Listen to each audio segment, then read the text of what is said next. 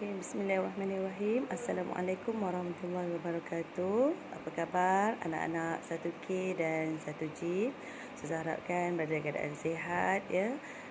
Jaga kesihatan, jaga solat dan jaga adab di rumah, tolong mak dan ayah ya. Okey, hari ini Ustazah akan mengajar subjek geografi bab yang ke-13 iaitu sisa domestik. Okey, apa maksud sisa domestik? Bila kita sebut tentang sisa, ia adalah sesuatu bahan buangan ataupun yang lebihan yang kita tak nak gunakan dah atau yang hendak kita buang. Jadi dekat sini ia lebih tepat bermaksud adalah sampah. Okay? Jadi yang selalu kita buang setiap hari sama ada sisa-sisa makanan kita, itu kita sebut sebagai sisa domestik ataupun surat khabar ya, ataupun sampah-sampah di rumah kita. Okey, macam mana pula dengan air basuh pinggan? Ada yang kita sebut sebagai sisa domestik. Ya, air basuh pinggan yang kita dah gunakan tu kita nak buang kan? Kita dah basuh dekat sinki, kita buang, air tu mengalir keluar. Jadi itu juga dinamakan juga sisa domestik. Termasuklah air mandian kita dalam bilik air dan juga sisa buangan kita ya lepas kita qada hajat tu. Itu juga adalah sisa domestik. Maknanya apa-apa yang kita buang daripada rumah sampai daripada rumah kita. Okey, untuk bab ini kita akan bincangkan 4 perkara ya. Okey, kita pergi kepada perkara yang pertama iaitu jenis-jenis sisa domestik. Okey, jenis sisa domestik ini terbahagi kepada 2 iaitu yang pertama adalah bahan organik ya. Dan yang kedua adalah bahan bukan organik. Okey, bezanya ialah bahan organik ni adalah sesuatu yang mudah diuraikan dan juga mudah dilupuskan. Maksudnya dalam masa beberapa bulan atau beberapa tahun ia akan terlupuslah atau ya boleh senang dilupus Okey, dan dia biasanya berasal daripada sumber haiwan dan juga tumbuhan. Contoh-contohnya adalah seperti sisa makanan ya.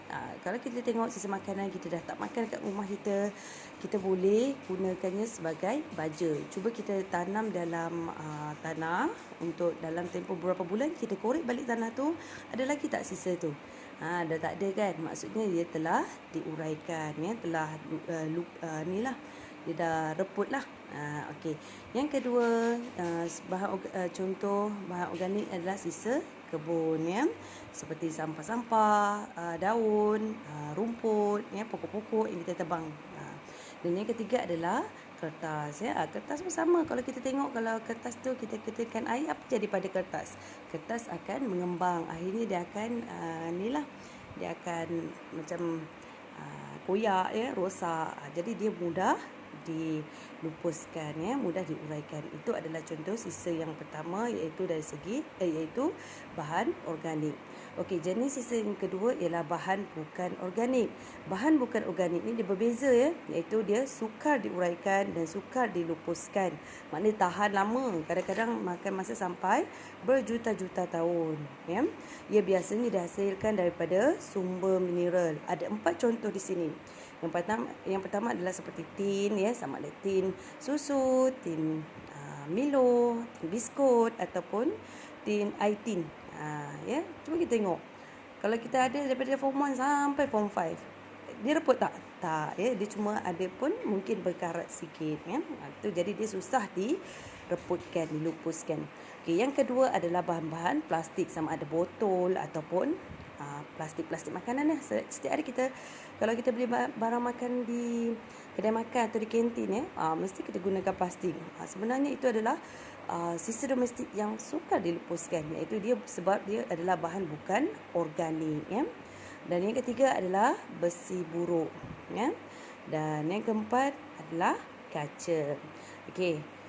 Jadi untuk yang pertama, perkara yang pertama ni adalah jenis-jenis sisa domestik. Jenis yang pertama bahan organik iaitu boleh diurai dan dilupuskan. Dan yang kedua bahan bukan organik iaitu sukar dilupuskan dan sukar diuraikan ya. Ada 4 jenis tadi. Tin, plastik, besi buruk dan juga kaca. Okey. Pergi ke perkara yang kedua iaitu sisa-sisa domestik di Malaysia, iaitu bahan buangan yang ada di Malaysia ni. Okay, kita kategorikan dia kepada dua ya, iaitu sisa pepejal. Pepejal ni maksudnya boleh dipegang, boleh disentuh ya. Dan yang keduanya adalah sisa cecair. Biasanya inilah dia berbentuk cecair lah ya. Okey, untuk sisa pepejal, contoh sisa domestik Malaysia ni, sisa pepejal ada contoh sisa makanan ya. Yang kedua, bahan-bahan plastik. Yang ketiga, kertas. Kemudian jenis-jenis logam dan juga perabot ya. Perabot ni macam mana boleh jadi sisa pepejal? Sebab bila kita dah tak nak gunakan sebab disebabkan kerosakan-kerosakan tertentu ataupun nak ganti baru, biasanya kita tak simpan dan kita buang. Bila kita buang saja, dia menjadi sisa pepejal ya. Dan juga ni yang selalu ada bila ada baby di rumah atau anak kecil, iaitu lampin pakai buang. Jadi untuk sisa pepejal dekat Malaysia ni ada 6 jenis ya. Sisa makanan, plastik, kertas, logam, perabot dan lampin pakai buang. Okey, untuk sisa domestik jenis sisa cecair, iaitu minyak masak dan juga air kumbahan. Ni lain kata air basuh pinggan tadi ya, air mandian kita ataupun air daripada selepas kita qada hajat. Okey, soalan. Minyak masak ni bila kita nak buang, biasanya mak-mak kalau nak jaga singki ya, dia akan kumpul sampailah penuh satu tong besar. Okey, sekarang ni dah ada jual satu bahan kimia yang mana bila kita campurkan dengan sisa minyak yang kita buang tadi, sisa tadi akan menjadi, dia akan mengeraslah. Ya, dan dia tidak jadi lagi bentuk cecair, mudah untuk kita buang. Jadi adakah sekarang dia menjadi sisa cecair ataupun sisa pepejal setelah kita masukkan bahan kimia tadi? Bila kita masukkan bahan kimia tadi, apabila ia telah bertukar daripada cecair kepada pepejal, dia telah bertukar menjadi sisa pepejal. Dia masuk kepada sisa makanan. Okey. Itu perkara yang kedua. Kita pergi perkara yang ketiga. Okay. Bila banyak sampah yang kita buang di Malaysia ni, banyak sampah kita buang setiap hari. Okey, adakah kesannya kepada kehidupan kita? Ada ya. Okey, apakah kesan-kesan pembuangan sisa domestik ni? Sisa pembuangan sampah di Malaysia ni. Okey, ada 4 kesan yang kita akan bincangkan.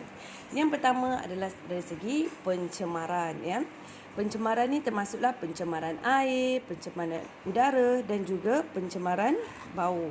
Okey, pencemaran air seperti yang berlaku baru-baru ni di Selangor. Apabila pembuangan sampah sisa-sisa bahan kimia yang tidak terkawal, maksudnya diorang nak jalan mudah, mereka hanya buang di dalam sungai, menyebabkan air sungai tercemar. Apa yang berlaku?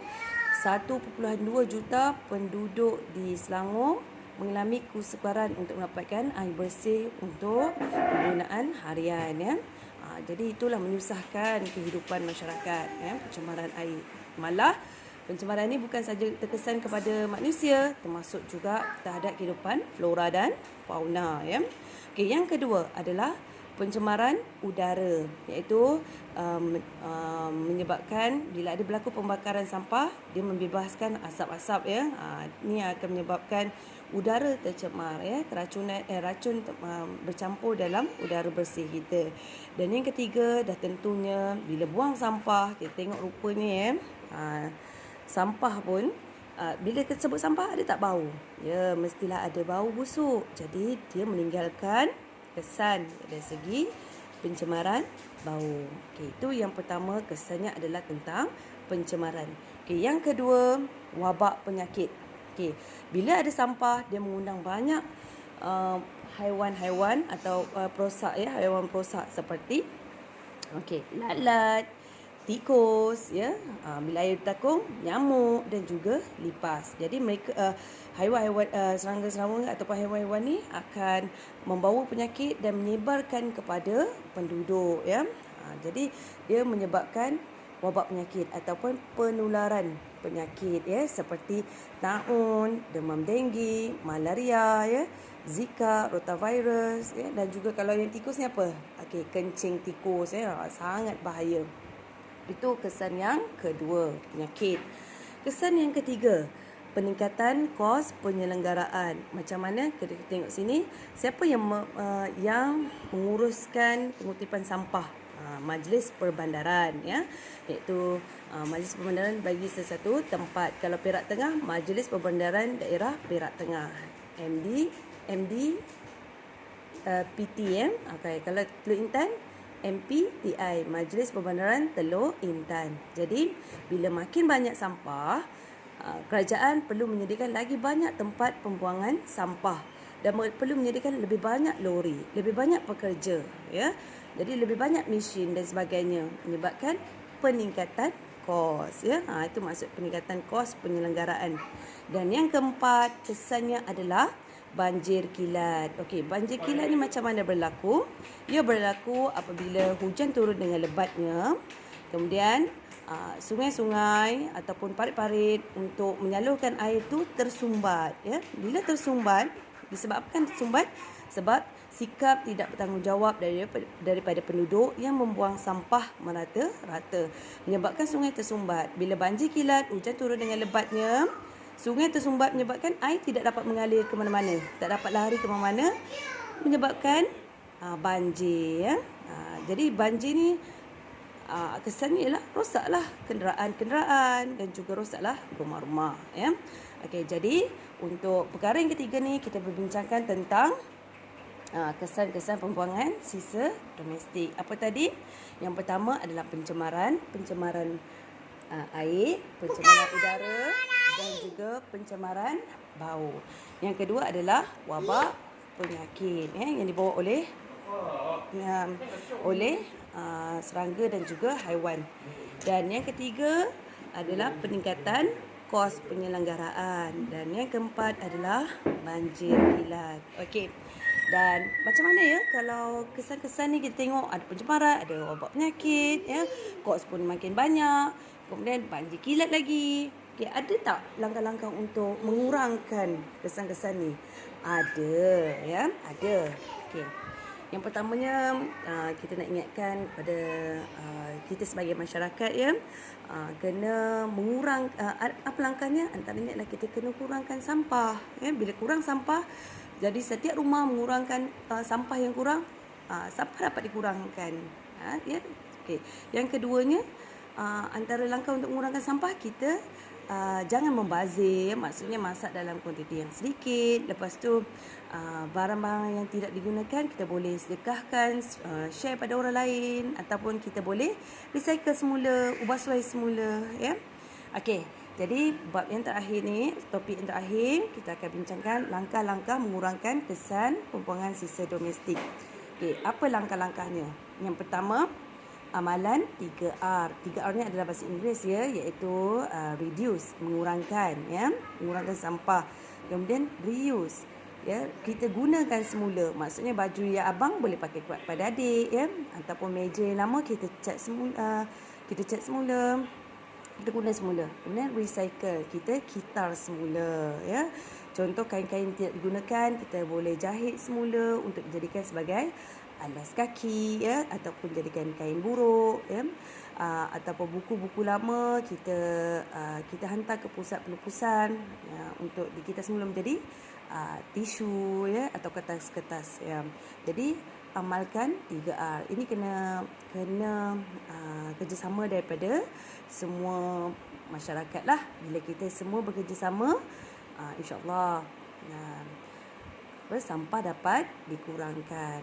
Masing-masing mengurangkan sampah daripada 2 beg plastik jadi 1 beg plastik sehari, ya. Lama-lama kita kurangkan lagi. Jadi kuranglah sampah di Malaysia ni. Okey, itu yang pertama. Yang kedua ialah penggunaan teknologi terkini. Bermaksud untuk di pusat-pusat pelupusan sampah ni kita adakan kita wujudkan penggunaan teknologi yang lebih berkesan. Okay. Yang ketiga ialah penguatkuasaan undang-undang. Bermaksud bagi pesalah-pesalah yang melakukan kesalahan undang-undang mencemarkan alam sekitar akan dinaikkan dendanya ataupun diberatkan hukumannya, ya. Okey, contohnya sebelum ni, sekiranya didapati pencemaran sungai dilakukan oleh seseorang, akan dikenakan denda sebanyak RM500,000. Tetapi baru-baru ini telah ditingkatkan menjadi RM1 juta saman kepada orang yang mencemarkan sungai. Ya. Okey. Dan yang ketiga adalah melalui pendidikan. Maksudnya di sekolah-sekolah secara formal, ya. Dalam pelajaran hari ini contohnya dalam subjek geografi dan subjek sains, kita mengajar anak-anak murid supaya mencintai alam sekitar, jaga alam sekitar kita, ya. Dan juga pendidikan dari rumah, maksudnya mak ayah ajar anak-anak supaya jangan buang sampah menterata, ya. Buat recycle, buat 3R tu, ya, bermula daripada rumah. Dan langkah yang kelima ialah melalui kempen. Ini kempen ni ada contoh-contohnya di sekolah, ya, setengah sekolah, setengah kawasan pendapatan rumah dia buat kempen 3R ni, ya, kutip semula untuk disedekahkan kepada agensi-agensi tertentu. Dan di dalam TV pun ada dibuat iklan-iklan, contohnya sayangi sungai kita dan sebagainya, ya. Jadi ini adalah topik yang terakhir, iaitu perkara yang terakhir yang kita belajar hari ini, iaitu langkah-langkah mengurangkan kesan sampah, ya. Langkah-langkah mengurangkan kesan pembuangan sisa domestik ni adalah dengan cara mengurangkan sampah tu sendiri. Ada 4 cara yang tadi, iaitu amalan 3R, meningkatkan penggunaan teknologi terkini, menguatkuasakan undang-undang supaya orang takut dan orang tidak akan ulang lagi perkara yang tak boleh ni. Okey, kemudian yang keempat pendidikan, dan yang terakhir sekali kempen. Okey, itu sahaja untuk pelajaran kita hari ini.